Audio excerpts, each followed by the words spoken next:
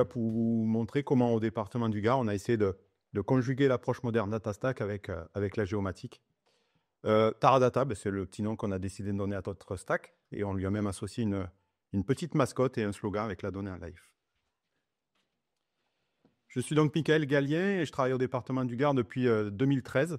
J'étais d'abord rattaché à la direction en charge des routes et des bâtiments, donc responsable des systèmes d'information, et j'ai rejoint en 2023 la DISI pour direction de l'innovation et des systèmes d'information.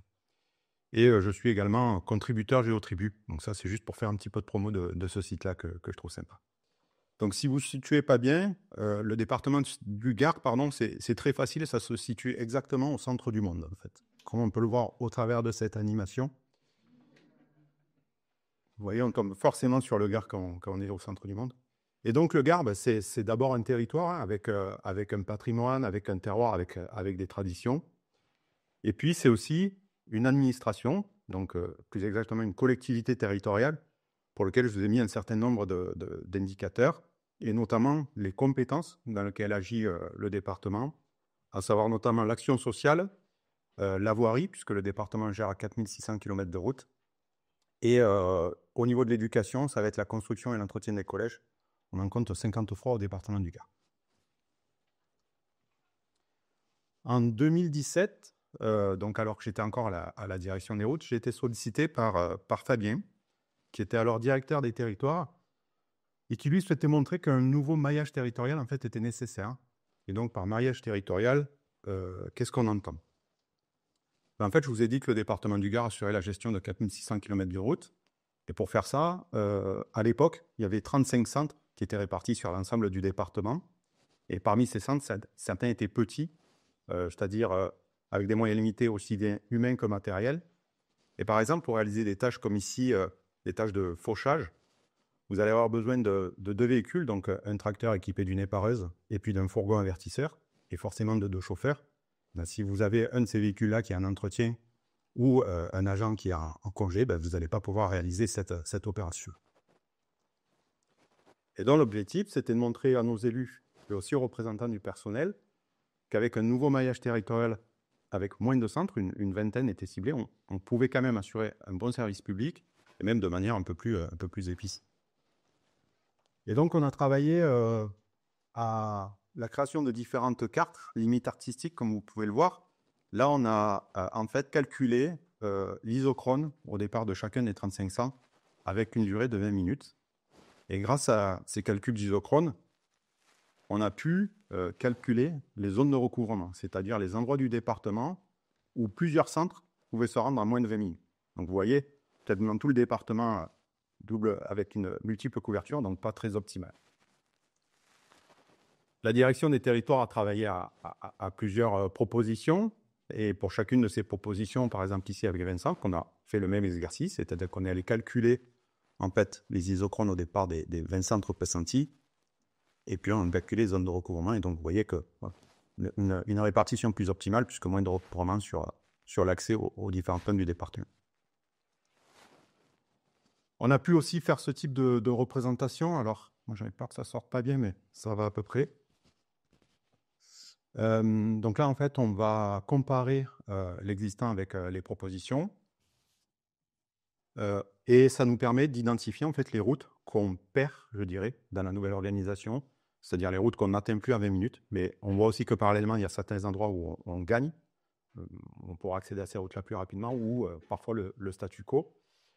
On est allé plus loin, hein, puisqu'on a, par exemple, regardé quelle était la typologie de ces routes-là. On s'est demandé si elles étaient importantes, notamment en termes de trafic, ou si on les atteignait pas en 20 minutes, est-ce qu'on pourrait y arriver en 22 voire en 25 minutes.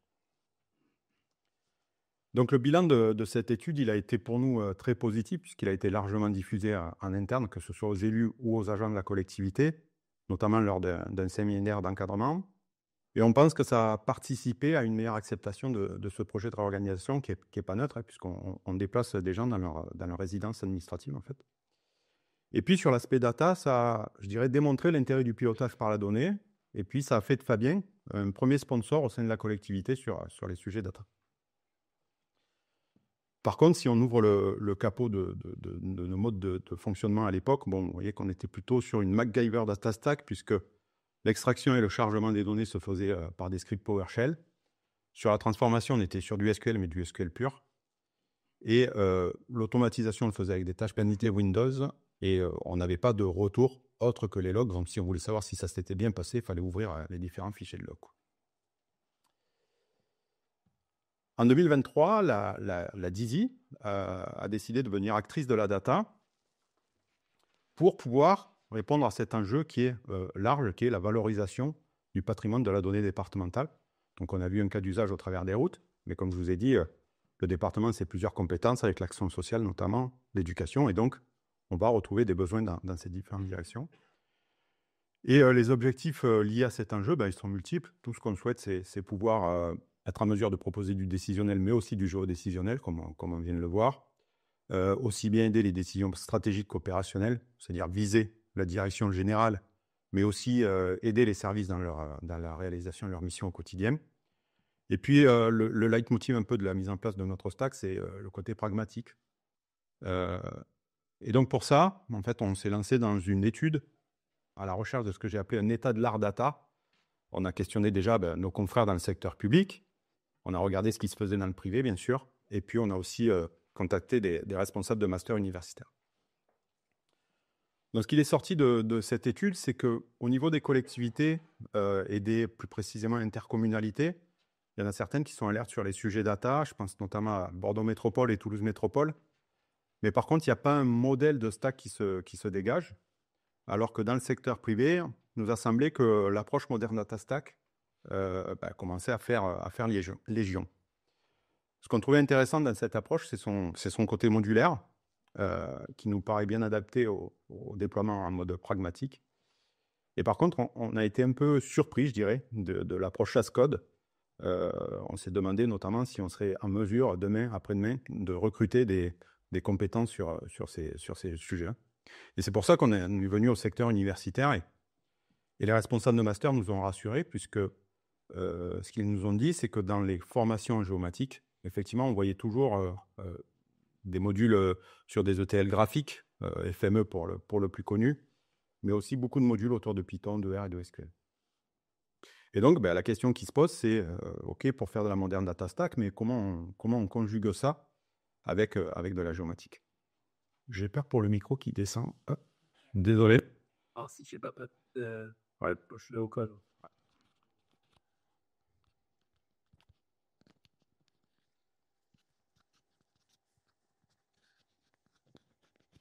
Ok, c'est bon. Désolé. Donc, comme je disais, cette question, en fait, il va falloir se la poser sur les différentes briques qui constituent la stack. Et en premier, sur l'entrepôt. Donc, en moderne data stack, on a une approche qui est plutôt LT, c'est-à-dire qu'on va faire les transformations au sein de l'entrepôt. Et donc, nous, on va avoir besoin d'un entrepôt qui est en capacité de traiter de la donnée géographique. Et pour ça, on est allé voir un peu les différentes documentations des moteurs existants. Et donc, on voit que si PostGIS propose plus de 500 fonctions, donc PostGIS étant l'extension géographique du moteur Postgre, on voit qu'il y a moins de fonctions dans les autres entrepôts. La question qui se pose, c'est finalement, est-ce qu'on a besoin de toutes les fonctions ou est-ce qu'on peut se suffire de ce qui est proposé aujourd'hui dans les entrepôts? Donc, pour comprendre nos cas d'usage, je vous ai pris un aperçu d'une route départementale qui est gérée par le département du Gard. Et pour se repérer sur ces routes-là, sans doute que vous utiliserez votre GPS, vous direz, je me trouve à telle longitude, telle latitude. C'est pas ce que font les gestionnaires de réseau. Eux, ils se situent relativement par rapport à la borne que vous voyez là, que j'ai laissée en couleur, qu'on appelle un PR pour point de repère. Et ils vont dire, en fait, voilà, si je suis ici, ça veut dire que je suis à 27 mètres après la borne numéro 1 de la route départementale 329. Et comme on sait que cette borne, elle est à 950 mètres du début de la route, on peut aussi dire que je suis à 970 mètres du début de la route. Quand on fait ça, on parle de référencement en abscisse curviligne. Et en fait, la majorité des outils métiers qu'on utilise ce mode de référencement. Et donc, on va avoir besoin que notre entrepôt soit capable de faire de la transformation qu'on appelle du géocodage, c'est-à-dire transformer cette représentation PR plus APIS en coordonnées géographiques et faire du géocodage inversé aussi, aller de la géographie au PR plus APIS. Comment on implémente ça?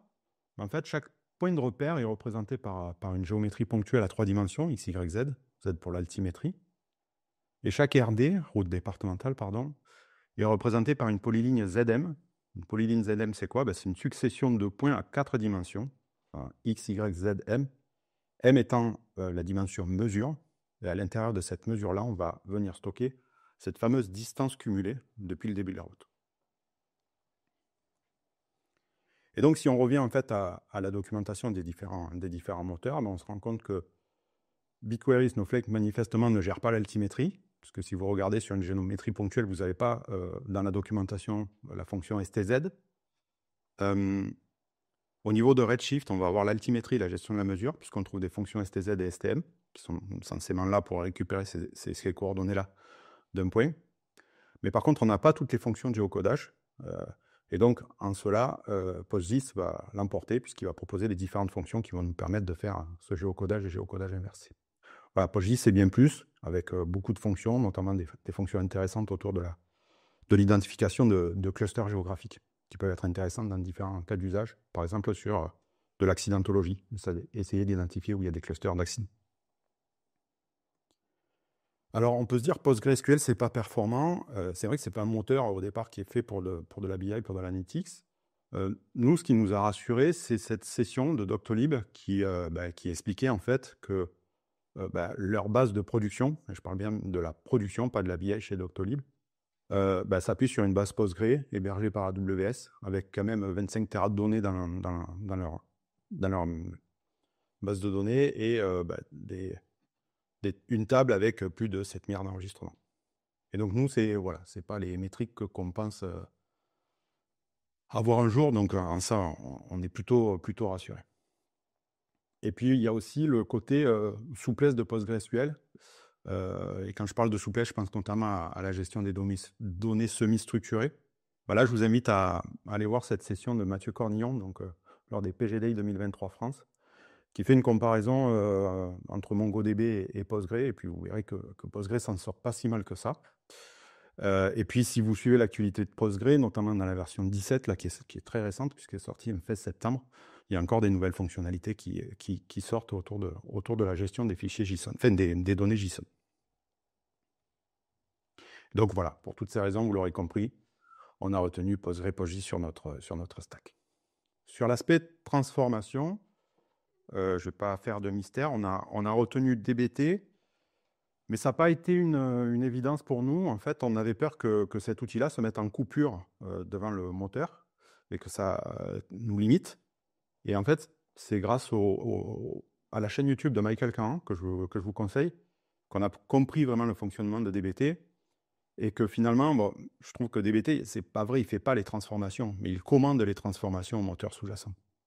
Et donc, en ça, on bénéficie de toute la puissance du moteur, donc de toutes les fonctionnalités de Postgre PostGIS, et puis bien plus, tout ce qu'apporte DBT sur la partie lignage, documentation, etc.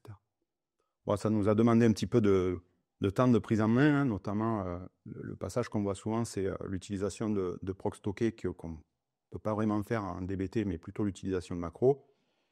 Et puis la prise en main de l'outil, en ça, la documentation est quand même assez bien faite sur les bonnes pratiques.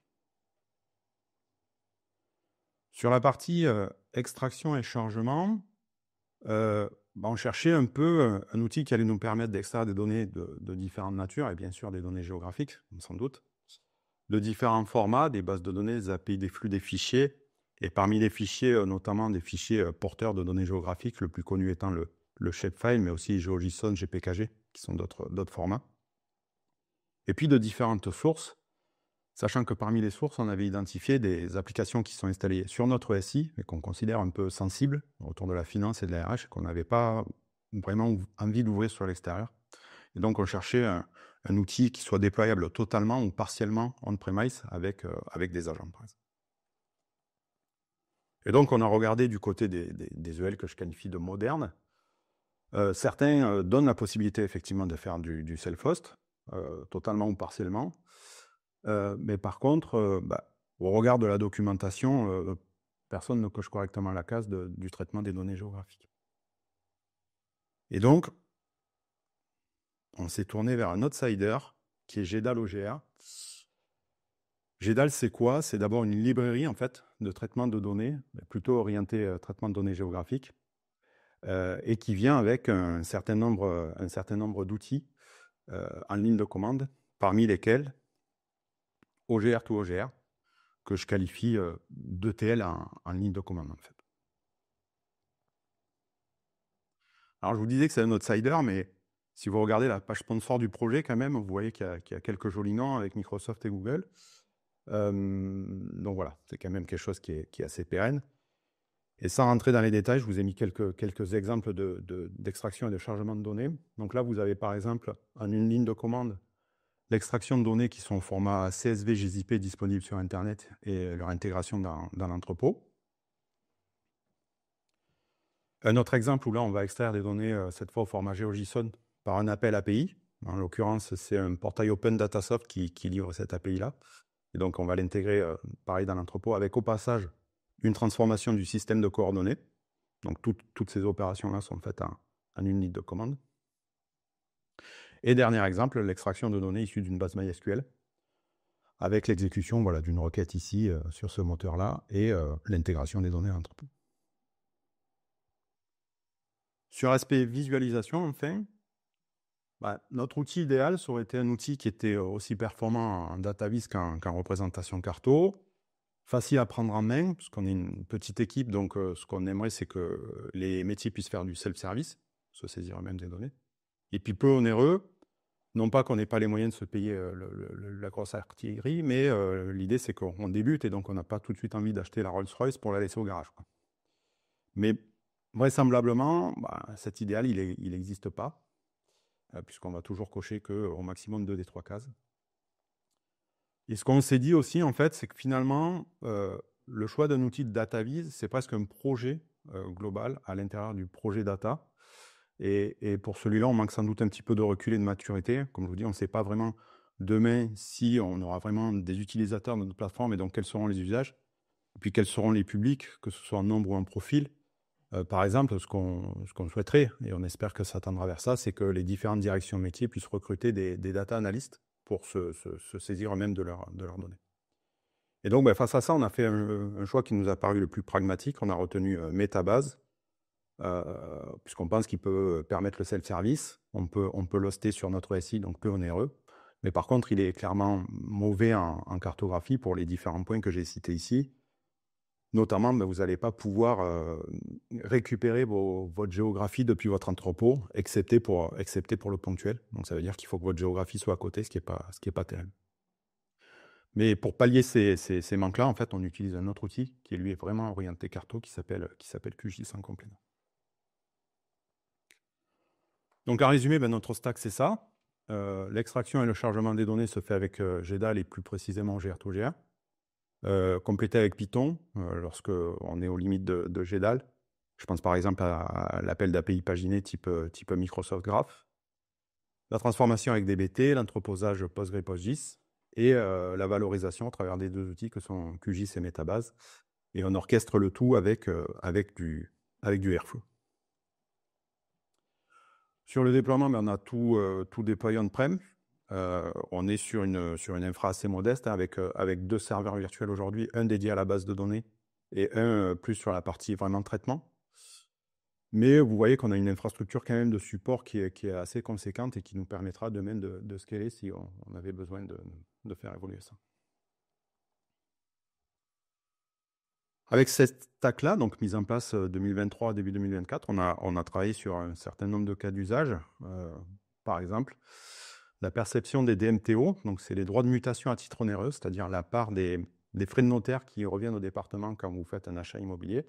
Et donc on voit en haut, par exemple, l'état de perception des DMTO avec une prévision, donc il n'y a pas d'IA, on a fait de la stat là-dessus. Et en bas, un certain nombre d'indicateurs qui vont renseigner sur l'état du marché immobilier. Et là, on extrait les données de Banque de France ou de l'INSEE. Donc ça permet aux décisionnaires de voir un peu comment se comporte le marché. On a travaillé aussi sur des tableaux de bord autour de ce qu'on appelle le PC exploitation des bâtiments. Le département du Gard, c'est 600 bâtiments, donc que ce soit de la location ou de la propriété. Donc ces bâtiments, ils s'entretiennent.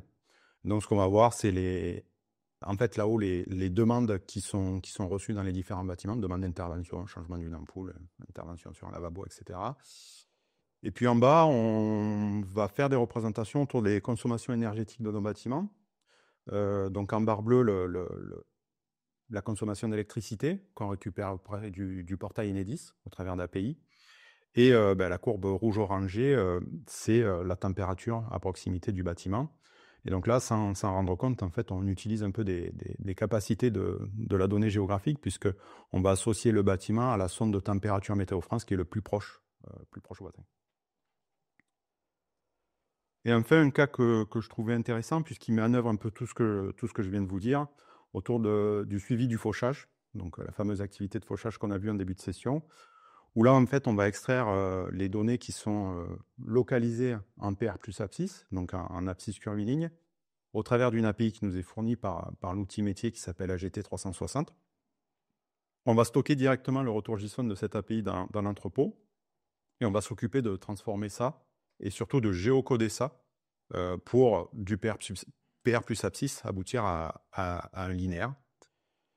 Et cette couche-là, en fait, on va la pousser dans notre base SIG qui va permettre, là, en l'occurrence, cette carte-là, elle a été faite par quelqu'un dans une direction métier route, donc pas moi, où on va voir, pour tout le réseau, la partie qui a été fauchée en vert, la partie restante en rouge, et sur le côté, en fait, un certain nombre de métriques sur la part du réseau qui a été fauchée. Voilà, je vous remercie.